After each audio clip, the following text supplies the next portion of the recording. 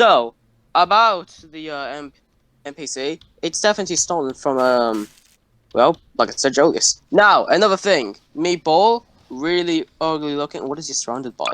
And then there's Great Mother Megaphone, which is stolen by me.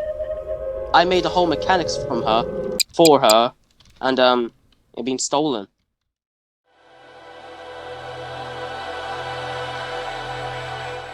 Okay, if you guys being like, what's the problem? It's another stolen thing, because Joe's made a whole list about things that's gonna come out, and, it's basically stealing another idea.